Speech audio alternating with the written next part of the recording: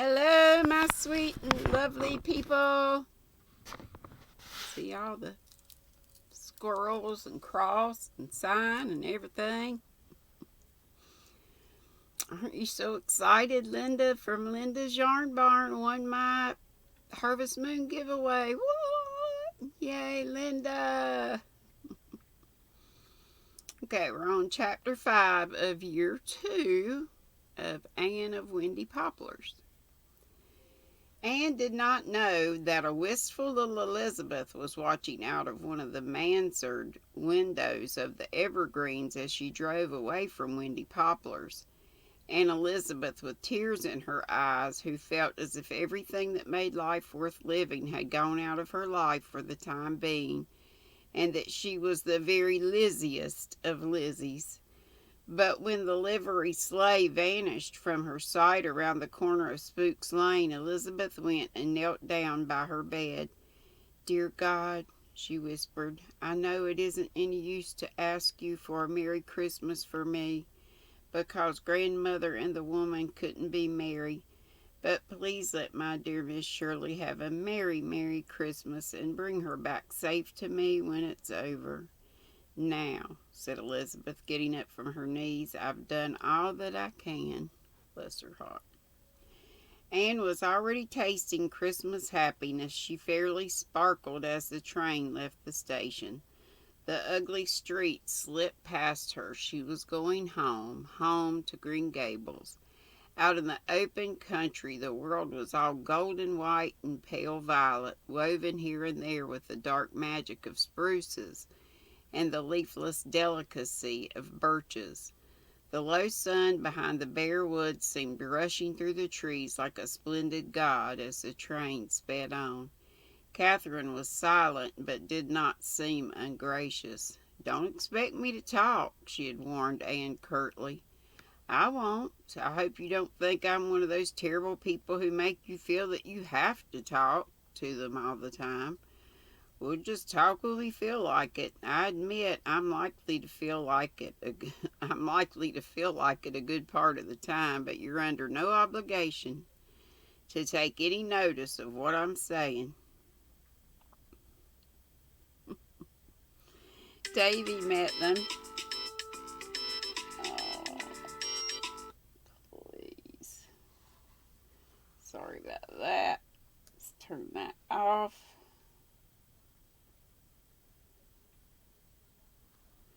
Okay. Blah, blah, blah. Davy met them at Bright River with a big two-seated sleigh full of furry robes and a bear hug for Anne.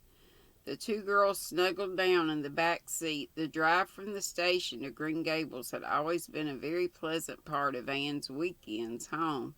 She always recalled her first drive home from Bright River with Matthew. That had been in spring, and this was December, but everything along the road kept saying to her, "Do you remember?" The snow crisped under the runners. The music of the bells tinkled through the ranks of tall, pointed firs, snow-laden. The white way of delight had little festoons of stars tangled in the trees, and on the last hill but one they saw the great gulf, white and mystical under the moon, but not yet ice-bound. "There's just one spot on this road where I always feel suddenly I'm home," said Anne. "It's the top of the next hill where we'll see the lights of Green Gables. I'm just thinking of the supper Marilla will have ready for us. I believe I can smell it here. Oh, it's good, good, good to be home again." At Green Gables, every tree in the yard seemed to welcome her back. Every lighted window was beckoning, and how good Marilla's kitchen smelled as they opened the door. There were hugs and exclamations and laughter. Even Catherine seemed somehow no outsider but one of them. Mrs. Rachel Lynde had set her cherished parlor lamp on the supper table and lighted it. It was really a hideous thing with a hideous red glow, but what a warm, rosy, becoming light it cast over everything. How warm and friendly were the shadows. How pretty Dora was growing. and Davy really seemed almost a man. There was news to tell. Diana had a small daughter. Josie Pye actually had a young man, and Charlie Sloane was said to be engaged. It was all just as exciting as news of empire could have been. Mrs. Lynde's new patchwork quilt, just completed, containing 5,000 pieces, was on display and received its meed of praise. "When you come home, Anne," said Davy, "everything seems to come alive." "Ah, this is how life should be," purred Dora's kitten. "I've always found it hard to resist the lure of a moonlight night," said Anne after supper. "How about a snowshoe tramp, Miss Brooke? I think I've heard that you snowshoe." "Yes, it's the only thing I can do, but I haven't done it for 6 years," said Catherine with a shrug. Anne rooted out her snowshoes from the garret, and Davy shot over to Orchard Slope. Hang on. Davy shot over to Orchard Slope to borrow an old pair of Diana's for Catherine. They went through Lover's Lane, full of lovely tree shadows, and across fields where little fir trees fringed the fences, and through woods which were full of secrets. They seemed always on the point of whispering to you, but never did. And through open glades that were like pools of silver. They did not talk or want to talk. It was as if they were afraid to talk for fear of spoiling something beautiful. But Anne had never felt so near Catherine Brooke before. By some magic of its own, the winter night had brought them together, almost together, but not quite. When they came out to the main road and a sleigh flashed by, bells ringing, laughter tinkling, both girls gave an involuntary sigh. It seemed to both they were leaving behind a world that had nothing in common with the one to which they were returning. A world where time was not, which was young with immortal youth, where souls communed with each other in some medium that needed nothing so crude as words. "It's been wonderful," said Catherine, so obviously to herself that Anne made no response. They went down the road and up the long Green Gables lane, but just before they reached the yard gate they both paused as by a common impulse and stood in silence, leaning against the old mossy fence, and looked at the brooding, motherly old house, seen dimly through its veil of trees. How beautiful Green Gables was on a winter night. Below it, the lake of shining waters was locked in ice, patterned around its edges with tree shadows. Silence was everywhere, save for the staccato clip of a horse trotting over the bridge. Anne smiled to recall how often she had heard that sound as she lay in her gable room and pretended to herself that it was the gallop of fairy horses passing in the night. Suddenly another sound broke the stillness. "Catherine, you're not crying. You're not crying." As in, she is crying. I'm sure I didn't say that right. Somehow it seemed impossible to think of Catherine crying, but she was. And her tears suddenly humanized her. Anne no longer felt afraid of her. "Catherine, dear Catherine, what is the matter? Can I help?" "Oh, you can't understand," gasped Catherine. "Things have always been made easy for you. You seem to live in a little enchanted circle of beauty and romance. I wonder what delighted discovery I'll make today. That seems to be your attitude to life, Anne. As for me, I've forgotten how to live. No, I never knew how. I'm like a creature caught in a trap. I can never get out. And it seems to me that somebody's always poking sticks at me through the bars. And you have more happiness than you know what to do with. Friends everywhere, a lover. Not that I want a lover. I hate men. But if I died tonight, not one living soul would miss me. How would you like to be absolutely friendless in the world?" Catherine's voice broke in another sob. "Catherine, You say you like frankness. I'm going to be frank. If you are as friendless as you say, it's your own fault. I've always wanted to be friends with you, but you've been all prickles and stings. Oh, I know how I hated you when you first came, flaunting your circlet of pearls. Catherine, I didn't flaunt it. Oh, I suppose not. That's just my natural hatefulness. But it seemed to flaunt itself. Not that I envied you your beauty. I've never wanted to your beau. I've never wanted to be married. I never wanted to be married. I saw enough of that with father and mother. But I hated your being over me when you were younger than I. Was glad when the Pringles made trouble for you. You seemed to have everything I hadn't. Charm, friendship, youth. Youth! I never had anything but starved youth. You know nothing about it. You don't know. You haven't the least idea what it's like not to be wanted by anyone. Anyone. Oh, haven't I? Cried Anne. In a few poignant sentences, she sketched her childhood before coming to Green Gables. I wish I'd known that, said Catherine. It would have made a difference. To me, you seem one of the favorites of fortune. I've been eating my heart out with envy of you. You got the position I wanted. Oh, I know you're better qualified than I, but there it was. You're pretty. At least you make people believe you're pretty. My earliest recollection is of someone saying, "What an ugly child."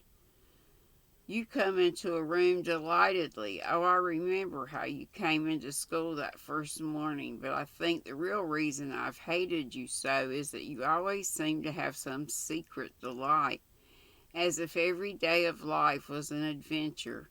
In spite of my hatred, there were times when I acknowledged to myself that you might just have come from some far-off star.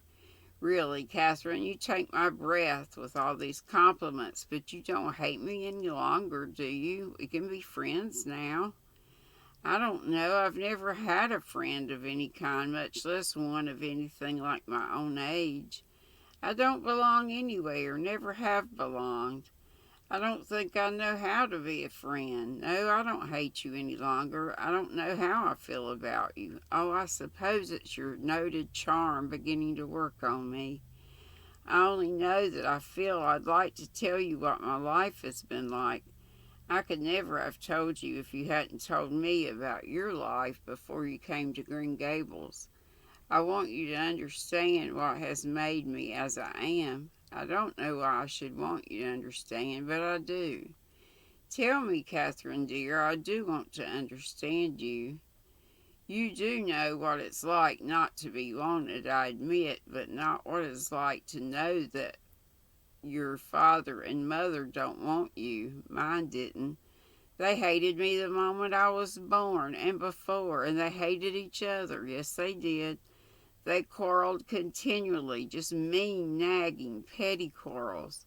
My childhood was a nightmare. They died when I was 7, and I went to live with Uncle Henry's family.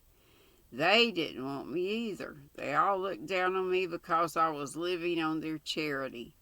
I remember all the snubs I got, every one. I can't remember a single kind word.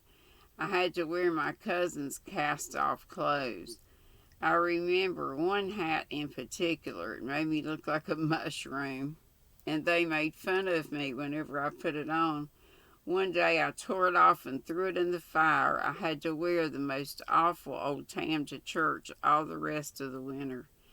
I never even had a dog, and I wanted one so. I had some brains. I longed so for a BA course, but naturally I might just as well have yearned for the moon. However, Uncle Henry agreed to put me through Queens if I would pay him back when I got to school.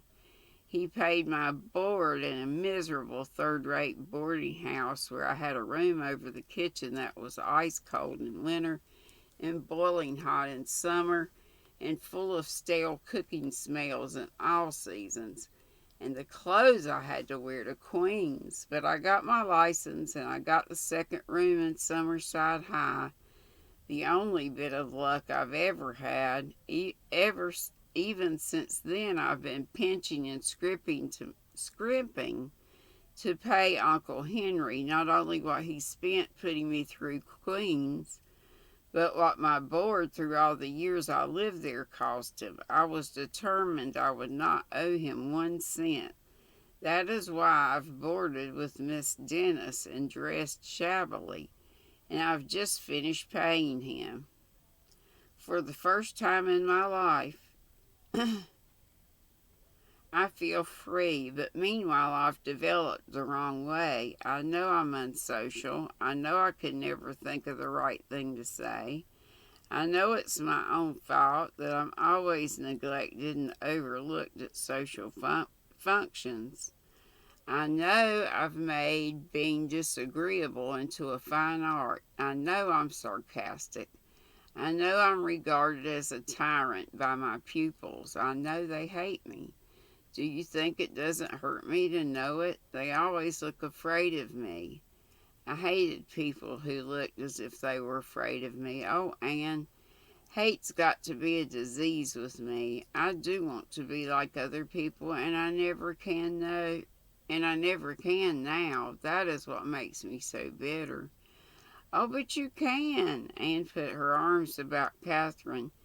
You can put hate out of your mind, cure yourself of it. Life is only beginning for you now, since at last you're quite free and independent, and you never know what may be around the next bend in the road.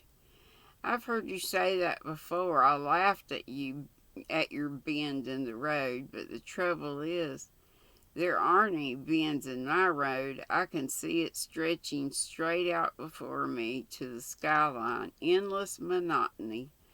Oh, does life ever frighten you, Anne, with its blankness, its swarms of cold, uninteresting people? No, of course it doesn't. You don't have to go on teaching all the rest of your life. And you seem to find everybody interesting, even that little round red bean you call Rebecca Dew. I need something to drink. Yay! Pepsi this time. I just drank a protein drink and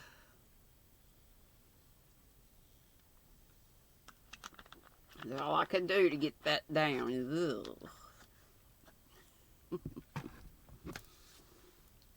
Oh, me. The truth is, I hate teaching and there's nothing else I can do. A school teacher is simply a slave of time. Oh, I know you like it. I don't see how you can.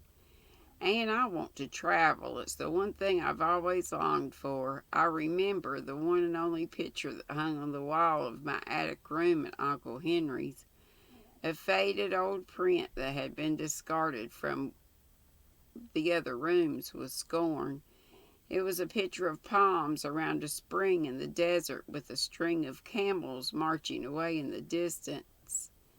It literally fascinated me. I've always wanted to go and find it. I want to see the Southern Cross and the Taj Mahal and the pillars of Karnak. I want to know, not just believe, that the world is round. And I could never do it on a teacher's salary. I'll just have to go on forever, prating of King Henry VIII's wives and the inexhaustible resources of the Dominion. Anne laughed. It was safe to laugh now, for the bitterness had gone out of Catherine's voice. It seemed merely rueful and impatient. Anyhow, we're going to be friends, and we're going to have a jolly 10 days here to begin our friendship. I've always wanted to be friends with you, Catherine, spelled with a K. I've always felt that underneath all your prickles was something that would make you worthwhile as a friend. So that's what you really thought of me? I often wondered, well, the leopard will have a go at changing its spots, if at all possible. Perhaps it is. I can believe almost anything at this Green Gables of yours. It's the first place I've ever been in that felt like a home. I should like to be more like other people if it isn't too late. I'll even practice a sunny smile for that Gilbert of yours when he arrives tomorrow night. Of course, I've forgotten how to talk to young men. If I ever knew, he'll just think of me as an old maid gooseberry. I wonder if when I go to bed tonight, I'll feel furious with myself for pulling off my mask and letting you see into my shivering soul like this. No, you won't. You'll think, I'm glad you found out I'm human. We're gonna snuggle down among the warm, fluffy blankets, probably with 2 hot water bottles, for likely Marilla and Mrs. Lynde will each put one in for us for fear the other has forgotten it. And you'll feel deliciously sleepy after this walk in the frosty moonlight. And first thing you'll know, it will be morning, and you'll feel as if you were the first person to discover that the sky is blue, and you'll grow learned in lore of plum puddings because you're going to help me make one for Tuesday. A great big plummy one. Anne was amazed at Catherine's good looks when they went in. Her complexion was radiant after her long walk, and the keen air and color made all the difference in the world to her. Why, Catherine would be handsome if she wore the right kind of hats and dresses, reflected Anne, trying to imagine Catherine with a certain dark, richly velvet hat she had seen in a Summerside shop on her black hair and pulled over her amber eyes. I've simply got to see what can be done about it. And that's all of chapter 5. Yay! Got through it. Not in part. And I don't know what happened yesterday. Why my video just stopped. And then I messed up part 2, leaving out a whole bunch. The reason that happened was at the point where I noticed it stopped, it just went black. So I thought that's where it stopped, which was where I was almost done. I just had like another paragraph or 2 to go. So again, it taught me a lesson. If I have something in parts, I have to go back and make sure I look at the end of the first part to get to the right place for the second part. Oh, my eyes are so teeny. Little eyes in the morning. But golly, it's almost going on 11 o'clock. I slept in this morning. It was great. Of course, I didn't go to sleep till about 2-ish this morning and got up at right around 8, I think it was. So 6 hours is great for me. I guarantee you. I'll go in there and start work on Tracy's scarf, or I've got to get that washcloth done, so I'll probably do that first. I got plenty to work on, but I guarantee you I'll start working on that and I'll be morning nap. Anyway, y'all have a great day. It's Thursday, so I won't be live today, but I'll see you around. Love you. Be sweet. Hiccup. Don't be ugly. Bye-bye.